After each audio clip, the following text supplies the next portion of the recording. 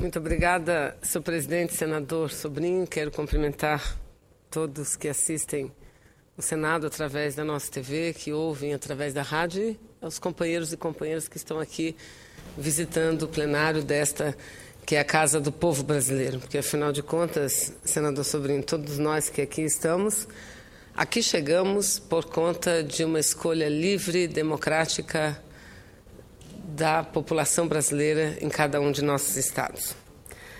E, senhor presidente, eu venho à tribuna hoje nessa última sessão do ano de 2014, e até por isso nós nos sentimos no direito de mudar um pouco o regimento. Vossa Excelência, quando me chamou para ocupar a tribuna, falará pelo tempo regimental que for necessário. Normalmente não é assim, temos um tempo pré-determinado, mas hoje, como estamos aqui e viemos para fazer as despedidas, é importante que usemos essa tribuna para falar um pouco, fazer um balanço do que foi o ano. Senadora, pois não? E não sendo impertinente, mas evidentemente que por a senhora estar aqui, chegou de viagem agora há pouco, logicamente tem que ter um privilégio especial, porque, afinal de contas, o seu esforço tem que ser justificado. Portanto, eu acredito que é fazer justiça e grandeza com Vossa Excelência ceder o horário que precisa para fazer o seu depoimento à nação. Muito obrigada, senador. De fato, eu estive aqui até quarta-feira, participei de todas as atividades, balanço que o presidente Renan fez, a belíssima, histórica sessão de devolução do mandato a João Goulart, ao presidente João Goulart. E na noite daquela quarta-feira, depois de inúmeras reuniões, Ministério da Saúde, Tribunal Superior Eleitoral com o presidente, já tratarei do assunto aqui logo mais, fui a Manaus e ontem tivemos um dia intenso em Manaus, senhor presidente, muitas atividades, não pude ir a todas por questões de tempo, todas as atividades que deveria ter participado, mas participei de atividades fundamentais, importantes na cidade de Manaus. E na madrugada tomei o avião novamente e voltei para aqui estar nessa última sessão e também ter algumas audiências importantes, todas elas que estão envolvidas com os interesses do Estado do Amazonas, do nosso mandato e da nossa gente. E por falar nisso, senhor presidente, o secretário de Finanças do meu estado aqui está, juntamente com a secretária que representa o governo aqui em Brasília, doutor Afonso e doutora Nafissa, estão nesse momento no Ministério da Fazenda, onde aguardam pelo ministro Mantega para assinar o contrato de operação de crédito que foi autorizada por essa casa semana passada, juntamente com outras autorizações para outras cidades e outros estados. Estão lá e eu daqui irei até lá para colaborar para que essa assinatura efetivamente ocorra ainda no dia de hoje. O governo do estado possa fazer tudo aquilo que precisa para não só fechar as contas, mas para cumprir com absolutamente todos os compromissos que tem perante a população, perante aos seus contratados. Mas, senhor presidente, antes de iniciar um balanço muito breve, eu quero aqui prestar as minhas homenagens, a casa já o fez, mas eu faço questão de fazer, ao nosso querido companheiro que se foi, que faleceu, senador João Ribeiro. Todos acompanhamos nos dois primeiros anos dessa legislatura, nós compusemos a mesa sob a presidência do senador José Sarney, ele participava da mesa diretora e eu também. E não foram poucas as reuniões em que, no momentos de descontração, falávamos do problema, ele revelava os seus problemas de doença e o que ele já tinha feito para tentar se recuperar. Na sequência, ele foi internado no Hospital Sírio-Libanês, em São Paulo, e fez um transplante de medula. E eu tive a alegria, a felicidade de poder ter visitado naquele período, que estava lá com sua esposa, ficou muito feliz com a minha visita e relatou todas as visitas de colegas, inclusive do ex-presidente Lula, que ele recebeu. E falava isso com muita alegria e sempre com muita esperança na possibilidade de seguir vivendo, criando seus filhos, tinha um filho pequeno, criando seus filhos e convivendo em família. E depois... Senadora, pois não. Só para agradecer a presença dos alunos do Instituto Silvio Alencar, são técnicos de nível médio em contabilidade, lá de Buritizeiro, Minas Gerais, que visitam esta casa. E nós queremos dizer que essa casa é vossa, voltem sempre, que será sempre um prazer recebê-los aqui. E que sirva como exemplo aqui a presença de vocês, no sentido de que possam se motivar para daqui a pouco também, entre vocês, nós temos senadores, deputados, vereadores, governadores, pessoas que venham comandar a nação. Portanto, essa visita de vocês é uma visita cidadã, uma visita que enobrece o Senado da República e o Congresso Nacional. Muito obrigado. E temos muitas meninas, senhor presidente. Queremos muitas senadoras aqui, somos muito poucas e precisamos de um número bem maior de mulheres na política. Muito obrigada pela visita. Mas, presidente, eu dizia que depois o senador retornou a essa casa, ocupou a tribuna e da tribuna relatou tudo que havia sido, o que estava sendo a sua luta pela vida. E falou de uma forma muito alegre, feliz de estar de volta nessa casa, compartilhando com seus companheiros das atividades legislativas. E, infelizmente, antes de ontem, recebemos a notícia do seu passamento, do seu falecimento. Eu quero aqui dizer que João Ribeiro foi um grande companheiro, um grande parlamentar, sem dúvida nenhuma, do estado de Tocantins, reconhecido pela sua gente, mas um companheiro, um amigo de todas as horas. Aliás, foram essas as observações que a própria presidenta Dilma fez. Então, eu quero daqui prestar as minhas homenagens a João Ribeiro, dizer do carinho que eu nutria por ele e dizer também à sua esposa, a seus filhos, que a vida segue. E o pai, o companheiro que eles tiveram, sem dúvida nenhuma, deixa um belo e um grande exemplo, senhor presidente. Outra questão que eu falo neste momento, outro registro breve, senhor presidente, é que no dia de ontem, entre as atividades que participei, estive participando da inauguração do voo, ou seja, presenciei a chegada do voo inaugural que propõe uma nova rota internacional, e esta entre Manaus e a Venezuela, particularmente a Margarita, que é o litoral carimbenho da Venezuela. Então, ontem, a empresa Condevesa, que é uma empresa estatal venezuelana, chegou à tarde em Manaus, e lá estávamos secretária de Turismo do Estado do Amazonas, secretário de Produção Rural representando o governador do Estado, secretário de Turismo representando o prefeito de Manaus, e lá estava eu e tive a felicidade e a honra de ter descerrado a fita, não é? Desfeito a fita deste voo inaugural que para a gente, assim como para a Venezuela, tem um significado muito importante. No voo, além da imprensa de todas as regiões da Venezuela, eram muitos periodistas, como se fala lá, além da imprensa, estiveram no voo e chegaram a Manaus o embaixador do Brasil na Venezuela, o embaixador Rui, o ministro ministro do Turismo da Venezuela, o vice-presidente da Condevesa, empresa venezuelana, e a aeronave que fará, já a partir agora dessa semana, já começará a operar com voos charters e em seguida, em breve, depende apenas da finalização da análise por parte da ANAC, Agência Nacional da Aviação Civil, mas em breve, senhor presidente, esse voo será um voo regular. Começará com 2 dias na semana e, de acordo com a demanda, ele tem a disponibilidade de aumentar. E, debatendo com autoridades venezuelanas e brasileiras ontem, neste ato, chegamos à conclusão que seria muito importante também que esse voo, que vai da Ilha Margarita, e vai até Manaus, pudesse vir também a Brasília. Esse é um caso que nós deveremos discutir também com a Agência Nacional de Aviação Civil. E para que Vossa Excelência tenha uma ideia, os amazonenses gostam muito de ir a Margarita. Margarita tem sido um balneário escolhido pelo povo amazonense para passar suas férias, por uma razão muito simples. Primeiro, porque nós temos estrada que nos liga totalmente asfaltada, que nos liga Manaus até a Venezuela. E segundo, porque é a praia mais próxima de Manaus. O voo ele tem a duração de 2 horas e 10, 15 minutos, Manaus a Margarita.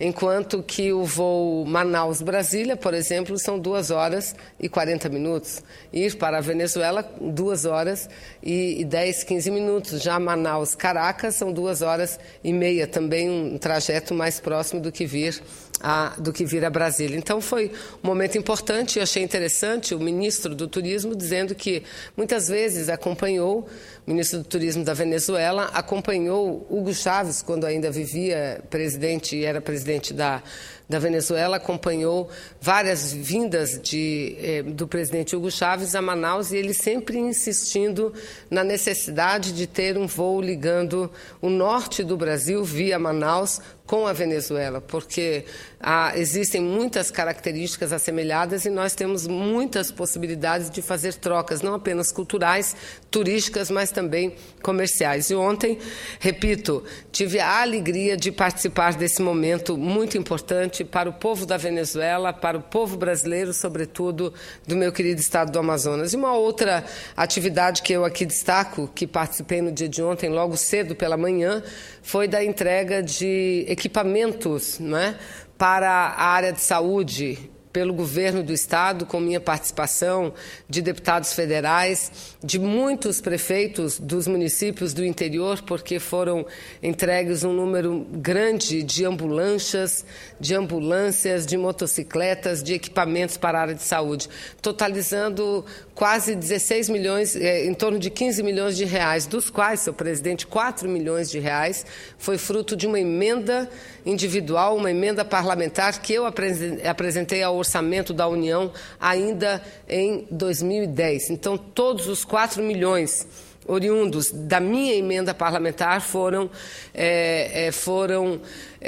adquiridos com esses recursos, foram construídos, adquiridas ambulâncias e construídas ambulâncias. Eu nunca esqueço que para liberar esse montante, que é um montante significativo até que para uma emenda individual, foi preciso que no dia 31 de dezembro eu falasse ao telefone com o ministro Alexandre Padilha da Saúde e nós tínhamos problemas técnicos com a emenda porque ainda não havia um padrão completamente definido para a aquisição de ambulâncias, mas o ministro concordou, liberou a emenda, o padrão foi definido logo no início do ano seguinte e antes, por coincidência também, de pegar o avião a Manaus, na última quarta-feira, eu estava numa reunião com o ministro Padilha lá no Ministério da Saúde, dizia ao ministro, eu tenho que correr porque meu embarque já começou e eu estou indo a Manaus participar de inúmeras atividades, entre elas a entrega a vários municípios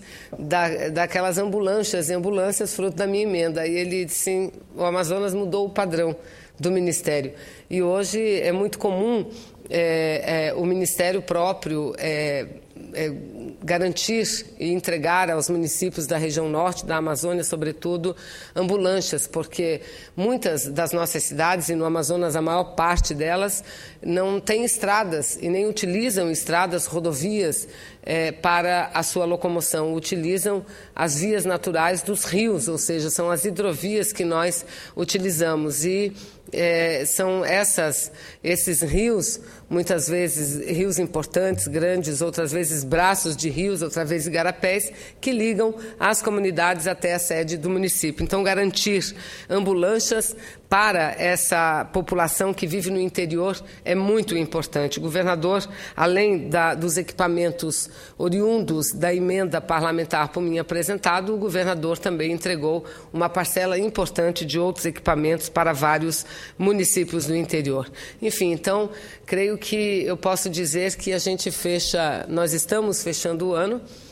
Já no início da próxima semana estaremos convivendo em família, com amigos, com a comunidade, a alegria do Natal e penso que estamos fechando o ano de uma forma muito importante. Dizia o governador do Amazonas também, governador Omar, que tudo o que vem acontecendo no estado do Amazonas, claro que temos muitos problemas, como tem o próprio Brasil, mas nós estamos trilhando um caminho que busca resolver todos esses problemas e garantir uma melhoria da qualidade de vida da nossa gente, das pessoas, não só dos que vivem na capital, em Manaus, mas, sobretudo, daqueles que vivem no interior, que vivem nas regiões mais distantes, mais longínquas e que muitas vezes não têm acesso às facilidades que a tecnologia, que a vida lhes proporciona. Na área da saúde, que é uma área ainda problemática no Brasil inteiro, e a gente que vive lá sabe disso, a gente pode dizer que passos importantes foram dados. Não todos, mas passos importantes foram dados. Teria um menor significado, tenho certeza absoluta, a entrega dos equipamentos ontem, não fosse uma decisão também do governo federal, e que nós temos muito orgulho de dizer que o Amazonas teve uma participação direta na decisão da presidenta Dilma. E aqui eu me refiro ao programa Mais Médicos, que teria um outro simbolismo, a entrega dos equipamentos, não tivéssemos hoje a presença em todos os municípios do meu estado de médicos que vieram através do programa Mais Médicos, porque até então não eram apenas equipamentos que faltavam, não eram apenas insumos para a área de saúde, mas também a própria presença do profissional médico. E ver o depoimento dos prefeitos, da alegria da população de poder procurar a unidade de saúde, o posto de saúde, encontrar o profissional médico, isso é muito importante. Não teve uma única vez, presidente, senador Sobrinho, que tivéssemos tido com a presidenta Dilma, governador Omar, eu, senador Eduardo, e que não falássemos com ela a respeito disso. Desde antes da sua própria eleição, nós dizíamos, presidente, temos que buscar um caminho para resolver o problema da falta de médicos, sobretudo no interior do Brasil, e o problema é caótico, é muito grave no interior do estado do Amazonas. Eu apresentei um projeto, senhor presidente, há alguns anos, um projeto que determinava uma forma mais simplificada para a revalidação dos diplomas de médicos formados fora do Brasil. O que não significava dizer que o meu projeto estabelecia automaticidade para o reconhecimento de diploma, não. Ele previa o estabelecimento de critérios, de normas que deveriam ser estabelecidas pelos ministérios envolvidos, ou seja, saúde e educação, mas de uma forma não tão drástica que praticamente impedia a vinda de estrangeiros para atuar no Brasil. E por conta desse meu projeto, senhor presidente, eu sofri muito. Muito. Eu não digo por parte das entidades médicas, mas de pessoas que, sem escrúpulo nenhum, inclusive mentiam, divulgavam o meu projeto como se eu quisesse propor à nação brasileira um reconhecimento automático dos diplomas médicos, o que não era verdade. Sofri muito, mas hoje fico muito feliz, porque sei que aquele embate muito duro pelo qual eu passei, senhor presidente, o próprio governador também, e ele dizia ontem em seu discurso, ele deixou de ser paraninfo de turmas de medicina por conta disso, porque também os alunos não nos olhavam assim de uma forma muito amigável por conta dessas nossas ideias e desses nossos projetos.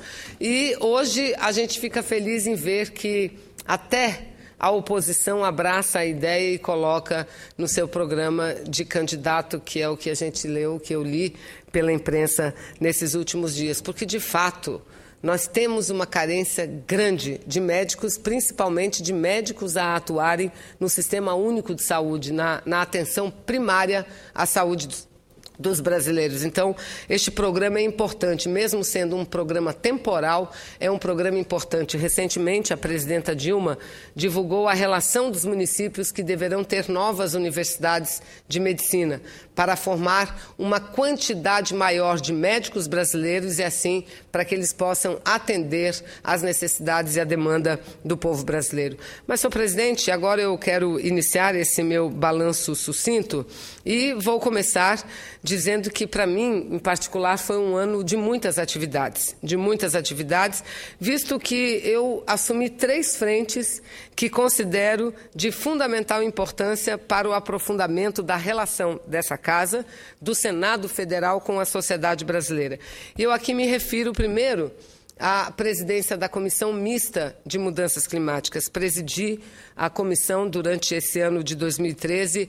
Realizamos várias atividades a que vou me referir a seguir. Segundo, assumi também a presidência da Comissão Parlamentar de Inquérito da Espionagem, que é muito importante e que não tem o objetivo principal e não tem como objetivo principal investigar o crime, mesmo porque o crime existe, o crime é reconhecido e o crime nunca foi desmentido por aqueles próprios que os cometem, que é os Estados Unidos, que é a própria NSA. Mas o papel importante dessa CPI é apresentar propostas e soluções que não são apenas soluções que devam ser desenvolvidas pelo Poder Executivo, mas também pelo Parlamento, porque estamos construindo inúmeras proposituras para apresentar essa casa, sobretudo o relator da CPI, senador Ricardo Ferraz, numa atividade que consideramos fundamental diante desses novos tempos, onde a tecnologia e tecnologia da informação, a tecnologia inteligente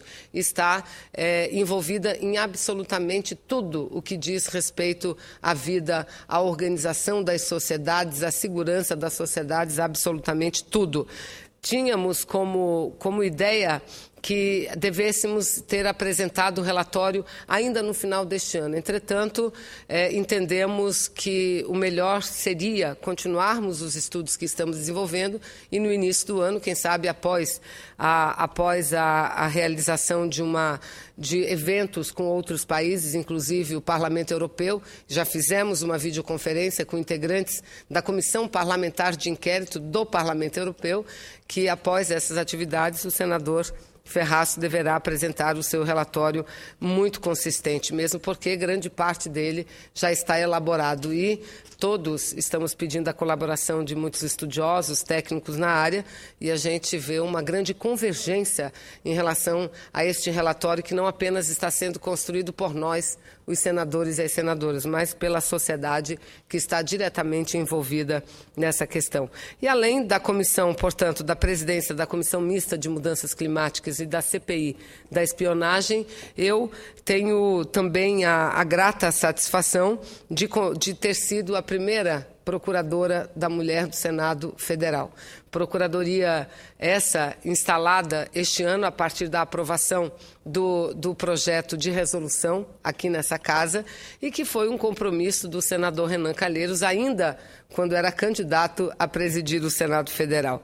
Fui como senador, como fui à época com outros candidatos, e o senador Renan Calheiros, na mesma hora, entendeu a importância da questão, aprovamos o projeto, primeiro foi aprovado na mesa diretora, em seguida no plenário da Casa. E eu estou ocupando a titularidade da Procuradoria da Mulher. É algo que também tem demandado muito de nossas assessorias. Conseguimos montar um grupo de técnicos e de técnicas que tem nos ajudado muito e que trabalham diariamente com os técnicos, o corpo dos consultores do Senado Federal, da área da comunicação, e a gente tem desenvolvido também um trabalho muito importante. Mas antes de falar das atividades que nós temos organizado, senhor presidente, eu quero também, muito rapidamente, destacar aqui o esforço legislativo desta Casa do Senado Federal para aprovar matérias importantes para o país.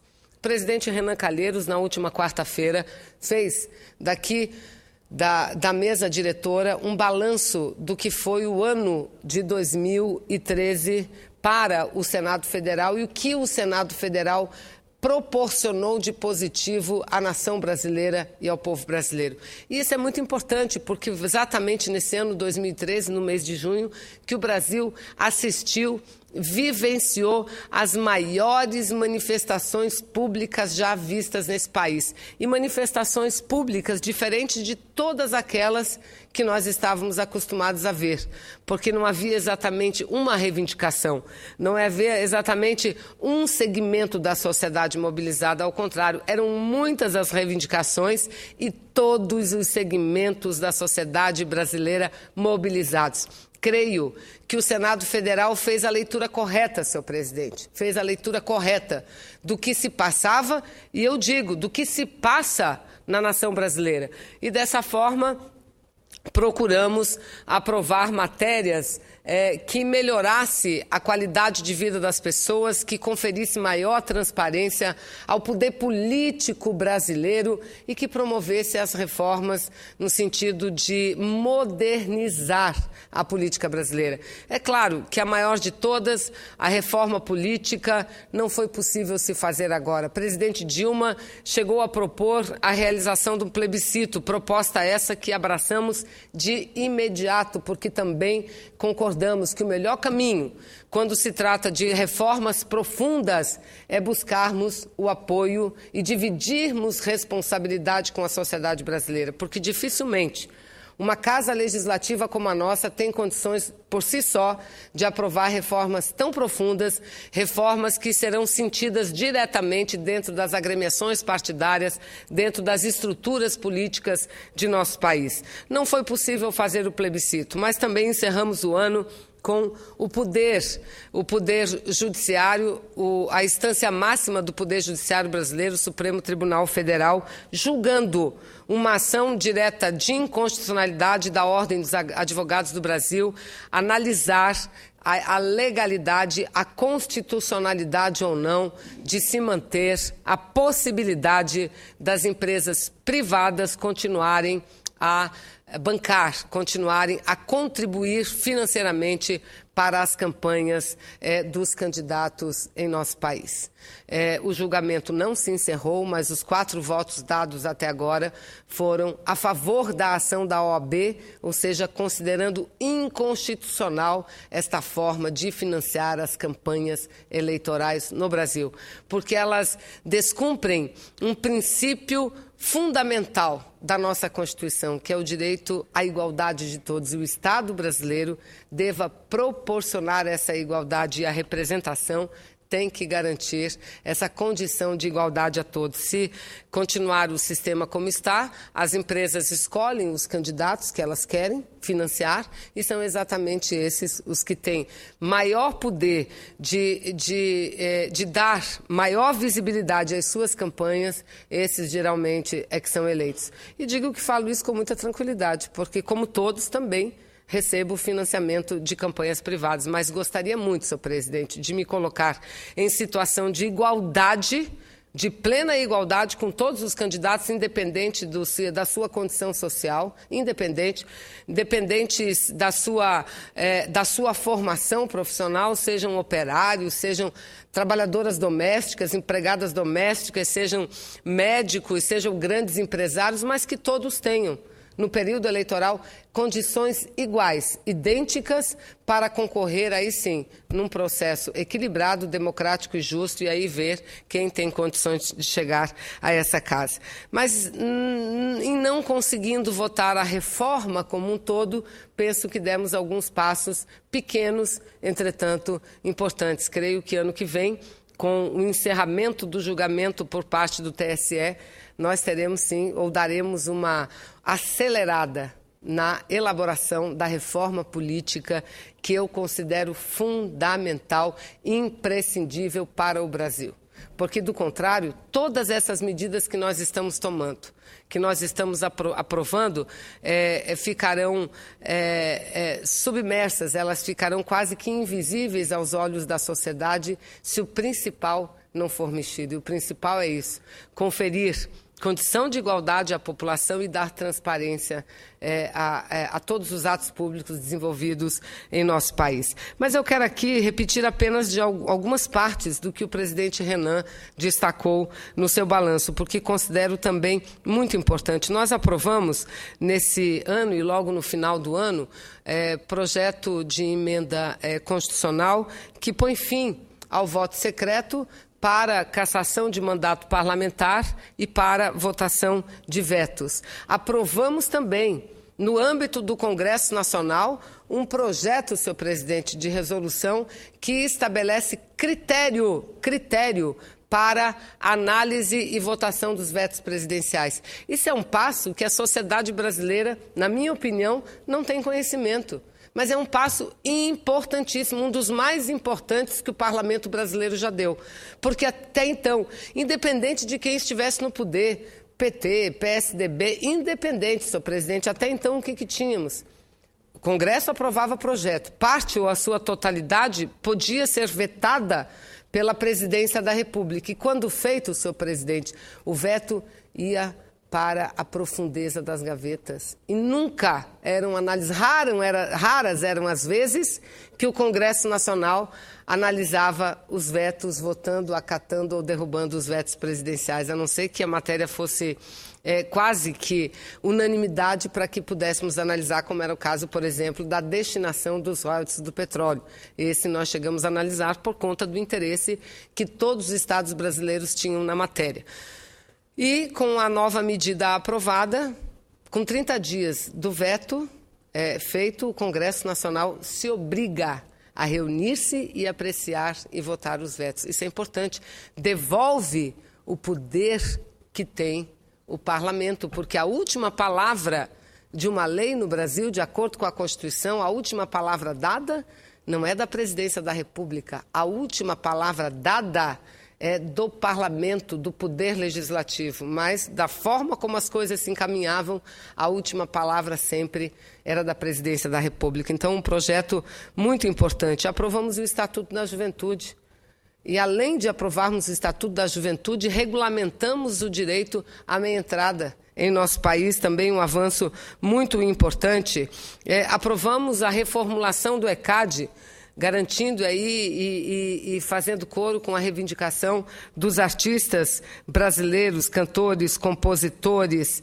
Aprovamos, senhor presidente, e sancionamos, e foi sancionado foi promulgado numa sessão histórica o projeto de emenda constitucional, a emenda constitucional conhecida como a PEC das domésticas, das trabalhadoras domésticas, ou seja, estendendo os direitos que têm todos os trabalhadores e trabalhadoras a uma única categoria que ainda não tinha direito a esses direitos, que são os trabalhadores, e mais de 90% são mulheres empregadas domésticas, senhor presidente.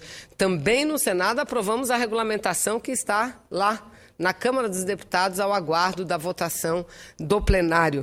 Aprovamos, enfim, foram, de acordo com o balanço do presidente Renan Calheiros, mais de 615 projetos apreciados e votados nesse ano de 2014, contra um pouco mais de 400 votados no ano anterior.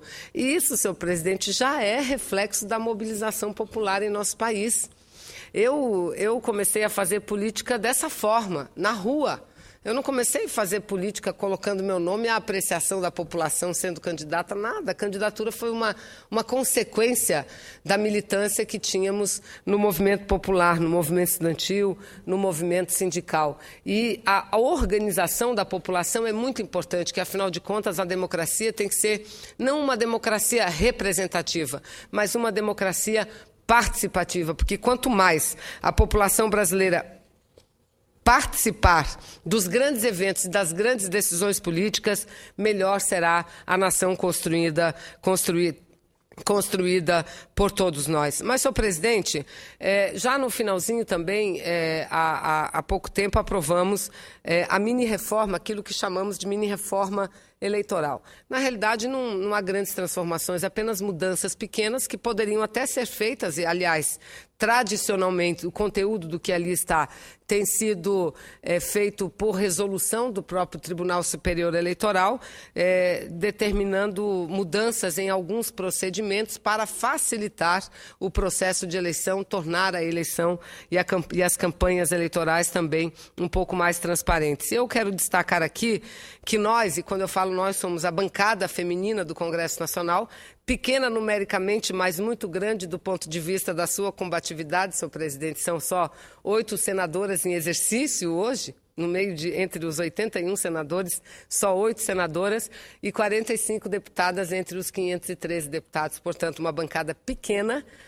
numericamente, mas grande, forte, do ponto de vista da combatividade e do ponto de vista da disposição em lutar em prol da democracia. E lutar em prol da democracia é lutar também pelos direitos das mulheres. Nós incluímos ali um item, e aqui eu destaquei muito a participação do senador Jucá, a participação do senador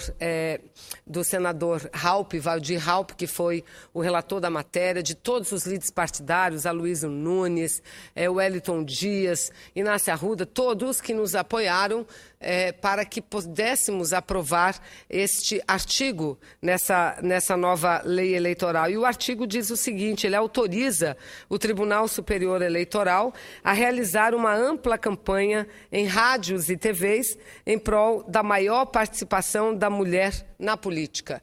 Ele prevê, foi uma emenda que eu apresentei, entretanto uma emenda abraçada por toda a bancada feminina do Senado e da Câmara, prevê este artigo que no período compreendido de fevereiro, cada ano eleitoral, do mês de fevereiro até o mês de junho, o TSE desenvolverá ou poderá desenvolver campanhas educativas requisitando tempo em rádio e televisão para falar da importância da presença das mulheres na política, porque nós temos uma lei que estabelece uma cota de gênero.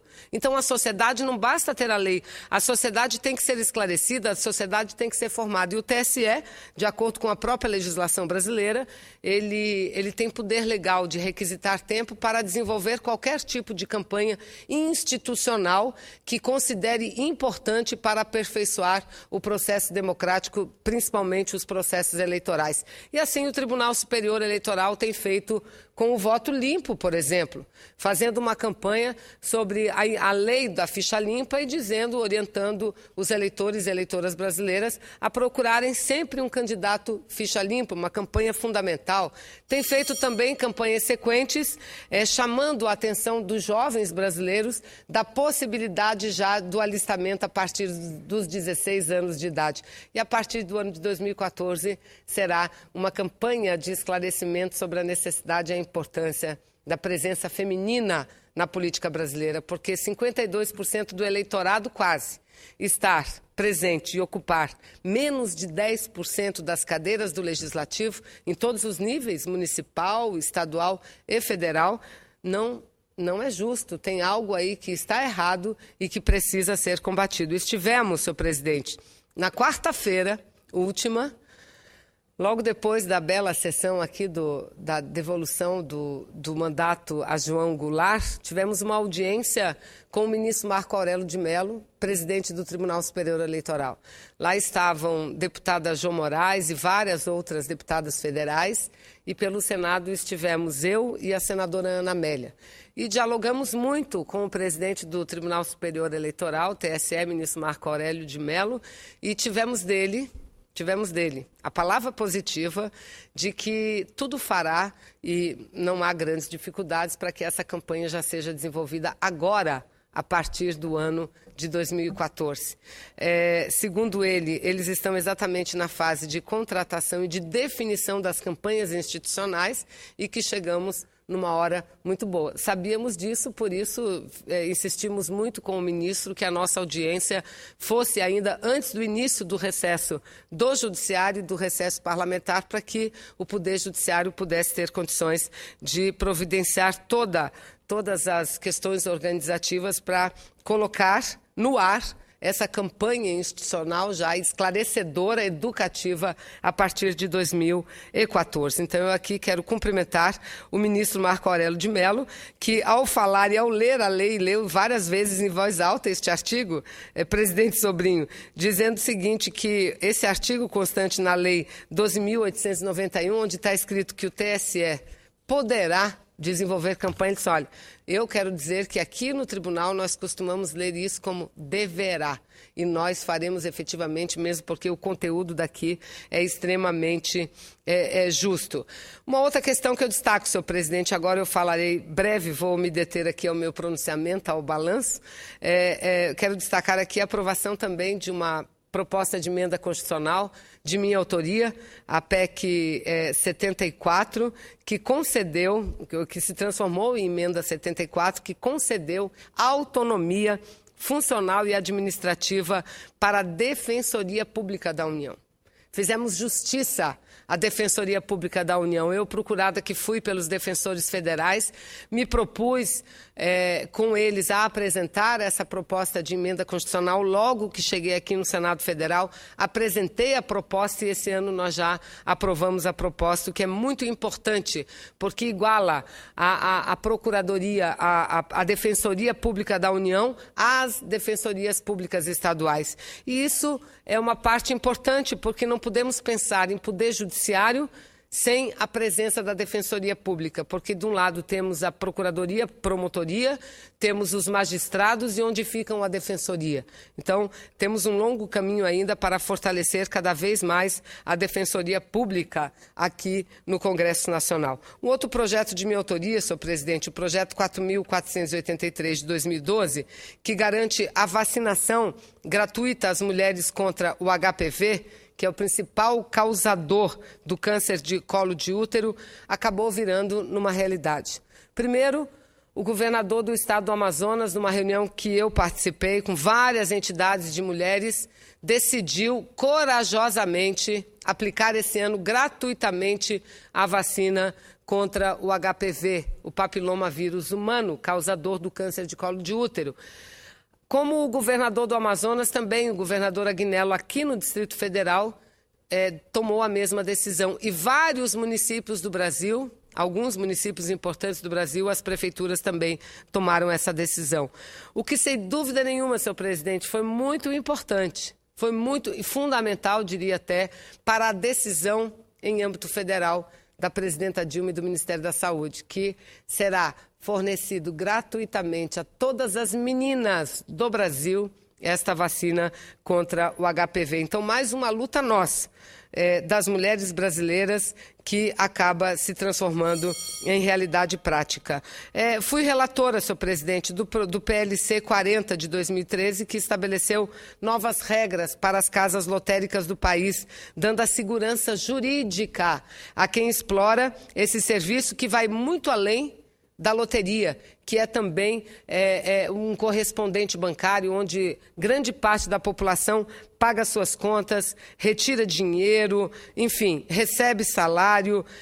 Fui relatora na Câmara e fui relatora aqui, portanto, me considero uma partícipe do projeto que nós aprovamos, visto que foi fruto de um substitutivo que apresentamos quando estava ainda na Câmara dos Deputados, ou seja, uma lei que contribui com mais de 120 milhões de brasileiros que utilizam esse tipo de serviço mensalmente. E, senhor presidente, no âmbito da CPI da espionagem, o meu pronunciamento, ele relata tudo o que nós fizemos, não é? Por último, fizemos uma profícua audiência, reunião de videoconferência com vários parlamentares europeus que compõem a LIBE, que é a Comissão das Liberdades, como eles denominam, a Comissão Parlamentar de Inquérito sobre isso.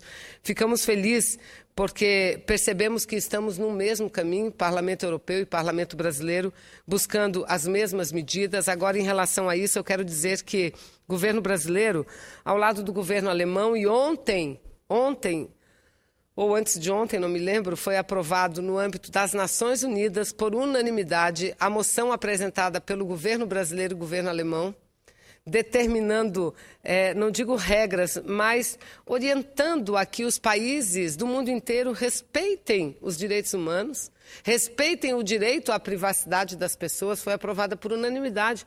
O Brasil, através da presidenta Dilma, que sofreu espionagem diretamente, tem sido muito importante nesse diálogo internacional. E mais, a presidenta Dilma convocou para ano que vem, e disse a ela, quando ela aqui esteve na sessão de Jango, que nós, parlamentares brasileiros, vamos mobilizar parlamentares de todo o mundo para virem a esta Conferência Mundial sobre a Governança da Internet. Porque a nova realidade mundial exige uma nova governança, que não pode ser hegemônica de um único país.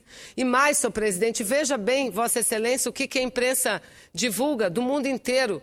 Presidente Barack Obama, logo depois de junho, depois das denúncias, que ele nunca desmentiu, porque elas são realidade, elas expressam a prática que os Estados Unidos adota, logo depois de junho, o presidente formou uma comissão de alto nível para sugerir a ele presidente dos Estados Unidos medidas que ele devesse adotar. E, senhor presidente, parte dessas recomendações da comissão já vazaram e estão divulgadas na imprensa. E uma delas chama-nos muita atenção, senhor presidente, pelo tamanho, pela petulância, porque a presidenta Dilma foi revelado que ela diretamente foi espionada, ela deixou de ir a Washington por conta disso. Foi divulgado que a presidenta, a chanceler da Alemanha também foi espionada, Angela Merkel. Aí o que sugere esse grupo de alto nível, formado por Barack Obama? Que quando se trata de chefes de estados, quem deva tomar a decisão sobre espionar ou não, seja o presidente Obama ou assessores seus diretos. Que é isso, presidente? Agora quer dizer que eles vão dizer que é legal espionar chefes, presidentes, primeiros ministros de outras nações, de outros países? Olha só. Então, essa conferência que a presidente Dilma vai fazer e que trata de internet, mas o problema da espionagem não é só a internet, ele é muito maior do que isso, ele se trata de uma questão de segurança dos povos, de autonomia e soberania dos povos, é um problema muito grave, senhor presidente. Então, nós temos feitos muitos debates, muitas audiências, conversado com muitas pessoas, com ministros, inclusive, de Estado, ministro Halpe, da Ciência e Tecnologia, com quem estive recentemente, conversávamos e trocávamos ideia que um dos pontos fundamentais, o relatório expressará isso, do senador Ferraz, é a necessidade de o Brasil ter um forte investimento em desenvolvimento em ciência e tecnologia, em inovação nessa área de tecnologia, porque, inclusive com parcerias, porque isso determina o poder de mando no planeta. Determina o poder de mando. Então, tem sido muito importante. Na direção da Comissão de Mudanças Climáticas, eu também faço aqui um relatório bem detalhado do que realizamos até agora. E aprovamos há quase 2 semanas o relatório do nosso relator, Zequinha Sarney, onde analisamos a conduta do governo e do Estado brasileiro em relação às mudanças climáticas. Estivemos na Polônia, participando da COP19, realizamos um seminário anterior a isso aqui em Brasília e posterior a essa convenção já fizemos em parceria com o STJ, Superior Tribunal de Justiça, fizemos um seminário avaliando e daqui eu quero reconhecer e destacar o papel do ministro Herman Benjamin, que dentro do Poder Judiciário brasileiro tem sido um grande estudioso das questões ambientais, um grande parceiro dessa casa, além também da defesa do consumidor, ele se dedica muito a essa questão. Vieram vários professores, estudiosos do mundo inteiro para fazer aqui conosco um balanço do que foi os resultados da COP19. A COP20 do ano que vem será em Lima, no Peru. E eu fico feliz porque o governo brasileiro está tratando essa próxima Conferência das Partes, que será no Peru, como se nossa fosse. Porque o Peru é um país vizinho do meu estado do Amazonas. O Peru é um dos países que compõe o bioma amazônico. E a COP lá na Amazônia tem que ser uma COP de grande sucesso. Então, o Poder Executivo, Itamaraty, ministro Marcondes, o querido ministro gaúcho, como nós o chamamos, que sucedeu o ministro Figueiredo, que hoje é o nosso chanceler e hoje é o nosso ministro das Relações Exteriores, ministro Marcondes, que conduz as negociações, me falava da prioridade que daremos a essa COP, ajudando o Peru a construir a conferência e fazer com que as negociações sobre esse tema tão importante que diz respeito à vida, à nossa vida, à vida do planeta, possa seguir com boas negociações e a gente chegue a acordos justos, acordos que não penalizem países que estão em processo de desenvolvimento ainda. Enfim, então é muito importante. E, por fim, senhor presidente, faça aqui um balanço da Procuradoria da Mulher. Procuradoria da Mulher, que eu fico feliz de ver que deputados lá na Câmara, senadores aqui no Senado, olham para a gente e já ligam o tema mulher, e é isso que a gente quer. Mas essa é uma etapa primeira, senador Sobrinho. O que a gente quer não é apenas que os senadores nos liguem à causa e à luta das mulheres, mas que dialoguem conosco todos os dias e que estejam ao nosso lado nessa luta contra a discriminação que, infelizmente, as mulheres sofrem ainda no Brasil. No campo da política, eu acabei de falar. 51,7% do eleitorado e ocupam menos de 10% das cadeiras no parlamento. No campo e no mundo do trabalho, nós somos mais de 42% da mão de obra, mas ainda recebemos torno de 28% a 29% a menos dos salários dos homens e muitas vezes para desempenhar as mesmas funções. A maternidade, senhor presidente, não é vista ainda como uma função humana, como uma função de Estado, é vista ainda como algo que encarece a produção. Então, nós temos que mudar isso. A mulher não pode ser penalizada por conta da função da maternidade, porque é ela que mantém a permanência, né, a permanência da espécie humana, mas muitas vezes são penalizadas no campo social. A violência cresce, sobretudo a violência doméstica. Então, quero passar a Vossa Excelência meu pronunciamento, senhor presidente, para que peça a sua inserção nos anais e considere como lido na integralidade. Peço mil desculpas, que hoje eu tenho certeza, eu nunca falei tanto dessa tribuna como hoje, mas Vossa Excelência foi quem me inspirou a falar bastante. Muito obrigada, senador.